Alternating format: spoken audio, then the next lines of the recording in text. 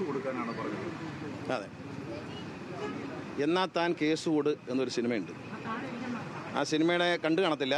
ആ സിനിമ കണ്ടവർക്കറിയാം. അതിലൊരു പാവപ്പെട്ടവനൊരു കേസ് കൊടുക്കും, അവസാനം ഒരു വലിയ മന്ത്രിയുടെ കസേര അങ്ങ് തെറിക്കും എന്ന് പറഞ്ഞ പോലെ എന്നാ താൻ കേസ് കൊടു എന്ന് പറയുമ്പോൾ ഞാൻ കേസ് കൊടുക്കാൻ തൽക്കാലം ഉദ്ദേശിക്കുന്നില്ല. കാരണം മന്നത്ത് ആചാര്യൻ പറഞ്ഞിട്ടുണ്ട് കേസ് കെട്ടുകൾ ഒഴിവാക്കണം. മാത്രമല്ല, ഞാനിപ്പോൾ ഒരു കേസ് കൊടുത്താൽ ശ്രീ സുകുമാരൻ നായർ അദ്ദേഹത്തിൻ്റെ സ്വന്തം പോക്കറ്റിൽ നിന്ന് പൈസ എടുത്ത് കേസ് നടത്തിയിരിക്കണം. അപ്പം ഞാൻ കേസ് കൊടുത്താൽ ഞാൻ വക്കീലിന് ഫീസ് കൊടുക്കണം, കോടതി ഫീസ് കൊടുക്കണം, അങ്ങനെ എല്ലാ കാര്യങ്ങളും ഞാൻ തന്നെ ചെയ്യണം. പക്ഷേ സുകുമാരൻ നായർ മന്നത്ത് ആചാര്യൻ പിടിയേരി ശേഖരിച്ചുണ്ടാക്കിയ NSSൻ്റെ പണമെടുത്ത് സുകുമാരൻ നായർ കേസ് നടത്തും. കാരണം കഴിഞ്ഞ സിവിൽ കേസ് കൊടുത്താൽ അദ്ദേഹത്തിൻ്റെ ആയുഷ്കാലം വരെ തീർക്കുണ്ടാവില്ല. കാരണം ഇദ്ദേഹത്തിനെതിരെ കൊടുത്ത ഒരു കേസിൽ NSSൻ്റെ പണമെടുത്ത് വക്കീലന്മാരെ വെച്ച് 89 തവണ കോടതിയിൽ കേസ് മാറ്റിവെപ്പിച്ചു. അന്തസ്സുണ്ടെങ്കിൽ കോടതിയിൽ കേസ് വാദിക്കണം. ജഡ്ജി മുമ്പാകെ കേസ് വാദിക്കാൻ തരണം. വക്കീൽ ചെല്ലുക, അവധി വയ്ക്കുക, പോവുക. ഈ വക്കീലന്മാർക്കെല്ലാം NSSൻ്റെ പണമെടുത്താണ് ഫീസ് കൊടുക്കുന്നത്. 89 തവണ ഒരു കേസ് വയ്ക്കുന്നത്, മാറ്റിവെക്കുന്നത് ജുഡീഷ്യറിയോട് പോലും കാണിക്കുന്ന മര്യാദകേടാണ്. ആ മര്യാദകേടിന് ഇനി അവസരം ഒരുക്കുന്നില്ല. ഇനി പറയാനുള്ളത് ജനങ്ങളോട് പറയും, ജനകീയ കോടതിയിൽ പറയും. ജനങ്ങൾ അത് ശരിയോ എന്ന്, ഞാൻ പറയുന്ന കാര്യങ്ങൾ ശരിയോ എന്ന് ജനങ്ങൾ ചിന്തിക്കുക. ഏതായാലും കേസ് കൊടുത്ത്, ഞാൻ കേസ് കൊടുത്ത് എൻ്റെ കയ്യിൽ നിന്ന് പൈസ കൊടുക്കണം. സുകുമാരൻ നായർ NSSൽ നിന്ന് എടുത്ത് പൈസ കൊടുക്കും. സ്വന്തം കയ്യിൽ നിന്ന് പൈസ കൊടുക്കാൻ തയ്യാറുണ്ടോ? ഞങ്ങൾ കേസ് കൊടുക്കാൻ തയ്യാറാണ്. ഞാൻ തയ്യാറാണ്. ഞാൻ ഒറ്റയ്ക്കാണ്. ഞാൻ ആ ഒരു സംഘത്തിലുമില്ല. ഞാൻ എല്ലാവരോടും പറഞ്ഞു തരുന്നുണ്ട്, കരയോഗത്തിലെ അംഗത്വം ആരും ഉപേക്ഷിക്കരുത്. എല്ലാവരും NSSൻ്റെ ഉള്ളിൽ, നായർ സർവീസ് സൊസൈറ്റിക്കുള്ളിൽ നായർ കൃത്യ സമാജം എന്ന പേരിൽ മന്നത്ത് ആചാര്യൻ തുടങ്ങിയ ഈ മഹാപ്രസ്ഥാനത്തിൻ്റെ ഉള്ളിൽ നിൽക്കുക. പുറത്ത് പോകരുത്. പുറത്ത് പോകുന്ന ഇവർക്കൊരു അവസരമാണ്. അതുകൊണ്ട് പുറത്ത് പോകരുത്. അനീതി ചെയ്യുന്നവർ പിടിക്കപ്പെടണം. അതുകൊണ്ട് കേസ് കൊടുക്കുന്ന പ്രശ്നമില്ല. കാരണം കേസ് കെട്ട് പാടില്ല എന്ന് മന്നത്ത് ആചാര്യം പറഞ്ഞിട്ടുണ്ട്. കേസ് കൊടുത്താൽ NSSൻ്റെ പണമാണ് നഷ്ടപ്പെടുന്നത്. ഇപ്പോൾ ഞാൻ അധ്വാനിച്ചുണ്ടാക്കിയ പൈസ ഞാൻ വക്കീലിന് കൊടുക്കുന്നതിന് എനിക്ക് വിഷമമില്ല ആ പോരാട്ടത്തിൽ. പക്ഷേ ഇദ്ദേഹം ഇത് ഓസിനടിക്കും. അങ്ങനെ ഇപ്പോൾ ഓസിനടിക്കണ്ട. പിന്നെ സിവിൽ കേസ് കൊടുത്താൽ ഈ ജന്മം മുഴുവൻ അത് നീങ്ങിപ്പോവും. അപ്പോൾ കേസൊന്നും ആയില്ല, കോടതിയൊന്നും പറഞ്ഞില്ല എന്ന് പറഞ്ഞ് തടി ഊരാനുള്ള പരിപാടിയാണ്. അത് വേണ്ട. കേസ് കൊടുക്കുന്നില്ല. കേസ് കൊടുക്കുന്നതിന് പകരം കാണിക്കുന്ന മര്യാദകേടുകൾ ജനമധ്യത്തിൽ പറയും. ഞാൻ മാത്രമല്ല, എന്നെ കേൾക്കുന്നവരും നിങ്ങളുടേതായ നിലയിൽ സോഷ്യൽ മീഡിയയിലും മാധ്യമങ്ങളിലും എല്ലാം നിങ്ങൾ കണ്ടിട്ടുള്ള തെറ്റുകൾ, നിങ്ങൾ NSSൽ ഇവർ കാണിക്കുന്ന നെറുകേടുകളെ കുറിച്ച് നിങ്ങളുടെ അഭിപ്രായം അത് രേഖപ്പെടുത്തണം എന്ന് ലോകത്തുള്ള മുഴുവൻ നായർ സമുദായങ്ങളോടും ഞാൻ സ്നേഹത്തോടെ അഭ്യർത്ഥിക്കുക.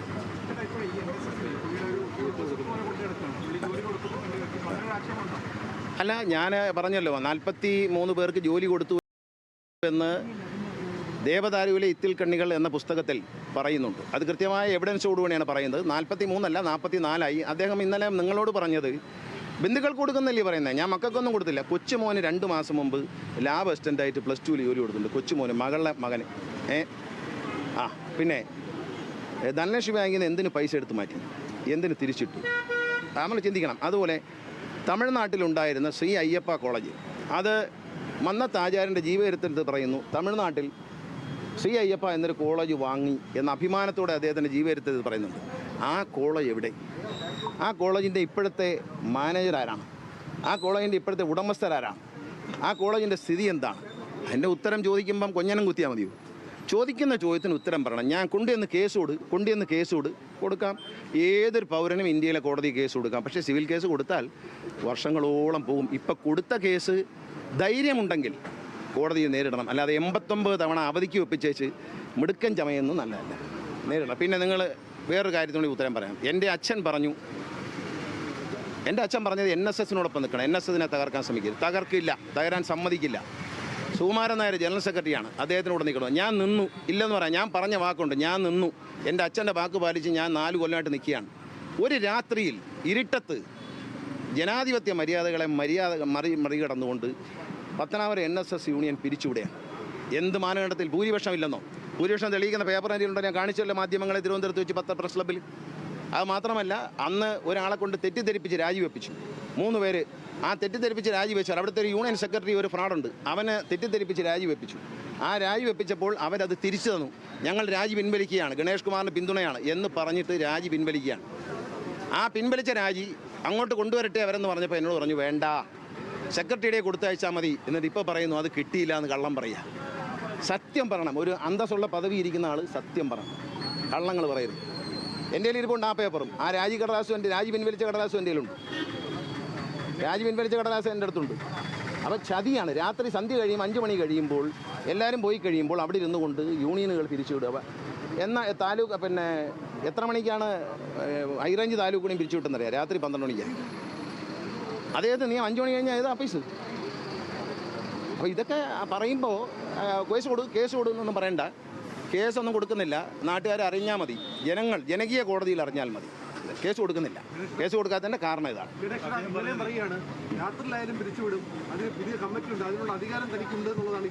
രാത്രി 5 മണിക്ക് ശേഷമൊക്കെ ഔദ്യോഗിക ഓഫീസ് തുറന്നു വെച്ച് രാത്രിയൊക്കെ പിരിച്ചുവിടുന്നത് എന്ത് പേര് വിളിക്കാമെന്ന് നിങ്ങൾ തന്നെ ആലോചിക്കൂ. ഞാനല്ലല്ലോ പറയേണ്ടത്.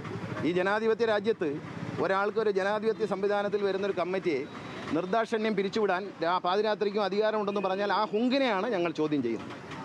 പലരും ചോദിക്കാറുണ്ട് ഈ ജനറൽ സെക്രട്ടറിയെ മാറ്റാൻ. എൻ്റെ വാക്കുകൾ ജനറൽ സെക്രട്ടറിയെ മാറ്റാൻ വേണ്ടിയുള്ളതല്ല. അത് മറ്റുള്ളവർ മുൻകൈ എടുത്ത് ചെയ്യേണ്ട കാര്യമാണ്. അതിൻ്റെ ഒരു മാർഗം കൂടി ഞാൻ പറഞ്ഞുതരാം.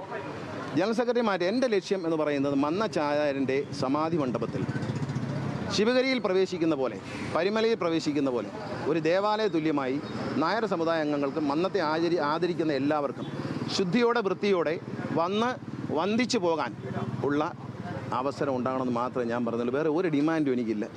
എനിക്ക് പ്രസിഡൻറ്റും ആവണ്ട, സെക്രട്ടറി ആവണ്ട. എനിക്ക് മഞ്ചള്ളൂർ കരയോഗത്തിലെ സാധാരണക്കാരനായ അംഗമായി ജീവിച്ചാൽ മതി. എനിക്ക് അതിൽ കൂടുതലൊന്നും വേണ്ട. ഞാൻ ഏതായാലും NSS വിട്ടു പോകത്തില്ല. എൻ്റെ അച്ഛൻ പറഞ്ഞു മന്നത്താചാര്യൻ കഷ്ടപ്പെട്ടുണ്ടാക്കി NSSനെ നശിപ്പിക്കാൻ ഞാൻ ഒരു തരത്തിലും ശ്രമിക്കത്തില്ല. NSSന് നാശം വരുന്ന കാര്യം അനുവദിക്കില്ല. പക്ഷേ ഈ ജനറൽ സെക്രട്ടറിയെ മാറ്റാൻ പറ്റാത്തത് എന്താണ് എന്ന് എല്ലാവരും ചോദിക്കുന്ന ഒരു ചോദ്യമുണ്ട്.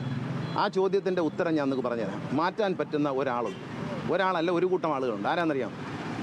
ചങ്ങനാശ്ശേരിയിൽ ഇദ്ദേഹം കരയോഗത്തിൽ അംഗമായിരിക്കുന്ന ആ കരയോഗത്തിലെ അംഗങ്ങൾ അവർ വിചാരിച്ചാൽ മന്നത്താചാര്യൻ സൃഷ്ടിച്ച ഈ NSS എന്ന മഹാപ്രസ്ഥാനത്തെ ലോകത്ത് മുഴുവനുള്ള നായന്മാർ ആഗ്രഹിക്കുന്ന ഒരു മോചനം, ഈ കരാള ഹസ്തങ്ങളിൽ നിന്ന് മോചിപ്പിക്കാൻ അവർ കഴിയും. ഇദ്ദേഹത്തിനെ അവിടുത്തെ ഇലക്ട്രൽ മെമ്പർ സ്ഥാനത്ത് നിന്ന് മാറ്റിയാൽ ജനറൽ സെക്രട്ടറി സ്ഥാനം പോവും, ഡയറക്ടർ മെമ്പർ സ്ഥാനം പോവും, എല്ലാം പോവും. ആ കരയോഗക്കാർ ദയവ് ചെയ്ത് NSSനെ അവരൊറ്റക്കെട്ടായി നിന്നുകൊണ്ട് NSSൻ്റെ രക്ഷ അല്ല ഞങ്ങളെല്ലാം കുമാരൻ നായരുടെ കൂടെയാണ് എന്ന് പറയുന്നതൊന്നും വിരോധമൊന്നുമില്ല. പിന്നെ എൻ്റെ ആര് പറഞ്ഞാലും പറയേണ്ട കാര്യം മാത്രമേ ഞാൻ അനുസരിക്കത്തുള്ളൂ. പിന്നെ എൻ്റെ അച്ഛൻ പറഞ്ഞപ്പോൾ ഞാൻ ഞാൻ അദ്ദേഹത്തിന് കൂടെ നിന്നു. അദ്ദേഹത്തിനെ പലരും അതിശയിച്ചപ്പോൾ അദ്ദേഹത്തിനെ പ്രൊട്ടക്റ്റ് ചെയ്തുകൊണ്ട് ഞാൻ സംസാരിച്ചു. ഇല്ലെന്ന് ഞാൻ പറഞ്ഞില്ല, ചെയ്തു തന്നെയാണ് ചെയ്തു. അത് ഞാൻ നിൽക്കുന്നിടത്ത് എൻ്റെ കൂറ് പുലർത്തും എന്നുള്ള അന്തസ്സാണ്. ഞാൻ ഇരുട്ടത്ത് വേല വയ്ക്കുന്ന ആളല്ല. പരസ്യമായിട്ട് പറഞ്ഞിട്ടേ ചെയ്യുള്ളൂ. അങ്ങനെ ചെയ്തപ്പോൾ നമ്മളെ പുറംകാലം കൊണ്ടടിക്കുക. ഒരടി അടിച്ചു, 2 അടി അടിച്ചു. ഇതെല്ലാം കണ്ടിട്ട് പിന്നെയും കാലേ കിടന്ന് തൂങ്ങാൻ അത്ര നാണം കെട്ടവനാണോ ഗണേഷ് കുമാർ? അല്ല. അതുകൊണ്ട് തന്നെയാണ് പറഞ്ഞത്.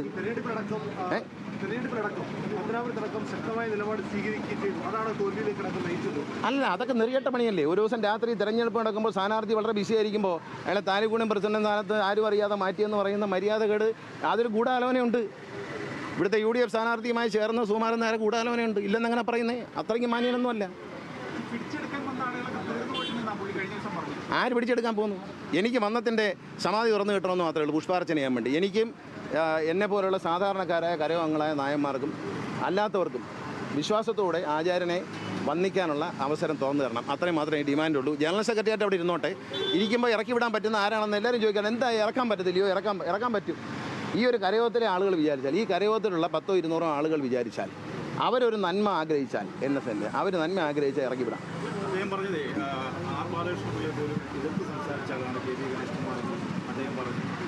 ഞാനേ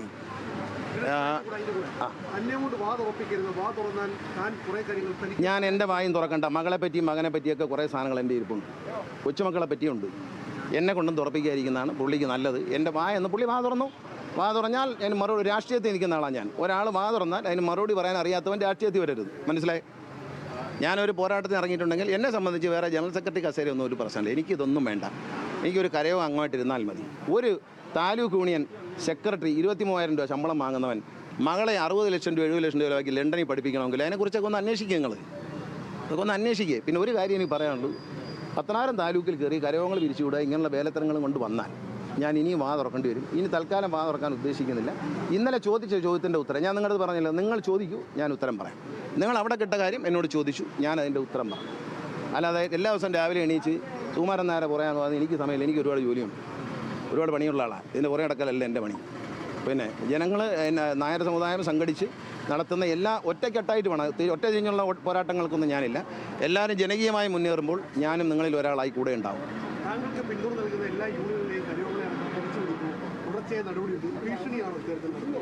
അതൊക്കെ പാവങ്ങൾ പേടിക്കും. ഒരു കാര്യം നായർ സമുദായങ്ങളോട് പറയുകയാണ്, ഈ കോളേജുകളിൽ കിട്ടുന്ന ഒരു അഡ്മിഷനോ, കരയോം പ്രസിഡൻ്റ് ആയിരിക്കാനുള്ള ഒരു അവസരമോ, സെക്രട്ടറി ആയിരിക്കാനുള്ള അവസരമോ, അല്ലെങ്കിൽ ഒരു കോളേജിൽ ഒരു ജോലിയോ സ്കൂളിലൊരു ജോലിയോ കിട്ടുന്നത് സുകുമാരൻ നായരുടെ ഔദാര്യമല്ല, മന്നത്ത് ആചാര്യൻ നിങ്ങൾക്ക് കരുതി വെച്ച അവകാശമാണ് എന്നെല്ലാ നായരും മനസ്സിലാക്കുക.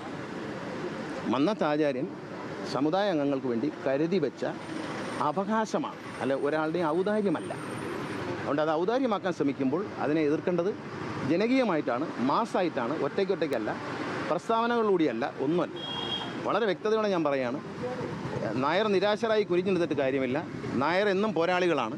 നായർ ഈ നീതിക്ക് വേണ്ടി പോരാടണം എന്ന് മാത്രമേ എന്നുള്ളൂ. എന്നെ വിട്ടേക്ക്, കാരണം ഞാനൊരു പാവപ്പെട്ട, എനിക്കിതൊന്നും ഇല്ലെങ്കിലും കുഴപ്പമില്ല, ഞാൻ സന്തോഷമായിട്ടിരിക്കുന്നതാണ്. എനിക്ക് രാവിലെ എണീച്ച രാത്രി വരെയും നല്ല ജോലിയുണ്ട്, നല്ല ജോലി തിരക്കാം, ചുമ്മാ ഇരിക്കുന്ന പരിപാടിയില്ല. അപ്പോൾ അതുകൊണ്ട് ഒന്നുമില്ലേലും പുസ്തകം എടുത്ത് വായിച്ചുകൊണ്ടെങ്കിലും ഇരിക്കും.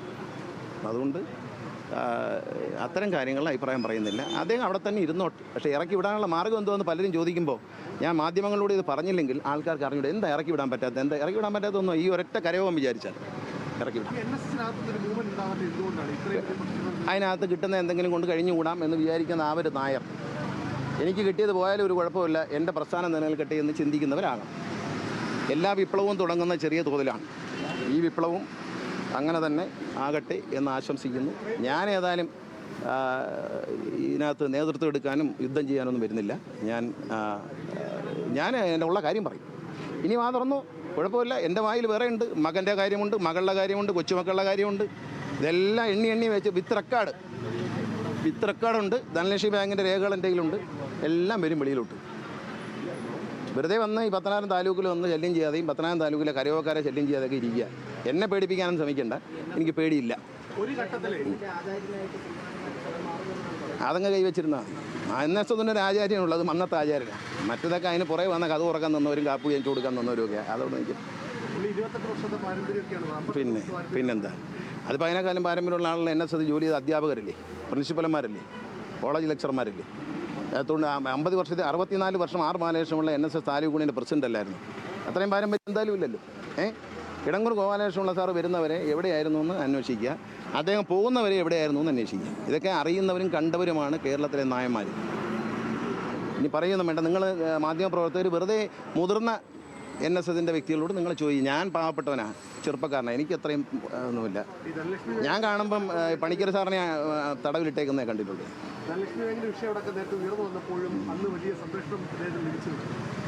അന്ന് അദ്ദേഹത്തിന് ധനലക്ഷ്മി ബാങ്കിൻ്റെ കാര്യത്തിൽ ധനലക്ഷ്മി ബാങ്കിൽ നിന്ന് ഉറപ്പ് വാങ്ങിച്ചു കൊടുത്ത ആൾ ഇപ്പോൾ ജയിലിൽ കിടപ്പുണ്ട്. ആരാന്ന് ഞാൻ പറയത്തില്ല, എന്തിനാ പോയെന്നും ആലോചിച്ച് കണ്ടുപിടിച്ചു. ധനലക്ഷ്മി ബാങ്കിൽ ഇദ്ദേഹത്തിൻ്റെ ബന്ധുക്കളെ രക്ഷിക്കാൻ വേണ്ടി ശ്രമിച്ച ആൾ ഇപ്പോൾ ജയിലിൽ കിടപ്പുണ്ട്. ഒരു കേസിൽ, ഒരു വളരെ പ്രധാനപ്പെട്ട കേസിൽ.